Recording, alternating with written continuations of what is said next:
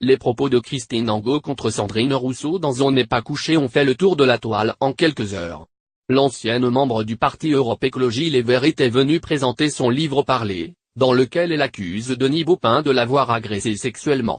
Un courage inouï couché sur le papier, témoin de sa propre histoire et qui fait écho au terrible quotidien de milliers de femmes. Mais ce son de cloche n'était pas le même du côté de Christine Angot, qui a verbalement agressé l'invité.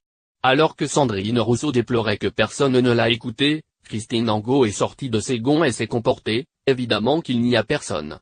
Évidemment qu'il n'y a personne. Bouleversée, Sandrine Rousseau avait les larmes aux yeux tandis qu'elle expliquait à son adversaire, une femme pourtant, qu'il est primordial de faire passer ce genre de message. Mais non. Ça n'existe pas, c'est comme ça il faut se le mettre dans la tête, a encore pesté la chroniqueuse de Ompk, qui a fini par répondre on se débrouille, c'est comme ça, lorsque Sandrine Rousseau lui avait demandé quels sont les moyens de combattre pour les femmes.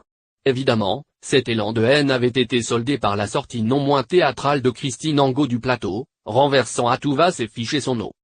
Cette affaire a mis Ompk sous les feux des projecteurs, car la production a laissé les téléspectateurs assister aux larmes et à l'impuissance de Sandrine Rousseau face à la hargne de Christine Angot. La réponse de Laurent Ruquier face à cette polémique était donc très attendue ce 7 octobre. Dans Ompk, le présentateur a tout bonnement décidé de défendre sa chroniqueuse, si Christine Angot et Yann Moix ont montré, trop violemment peut-être, leur désaccord sur la forme, il va de soi que personne sur ce plateau n'a remis en cause le bien fondé de cet engagement, je n'ai vu, moi, que deux victimes, exprimer leur douleur.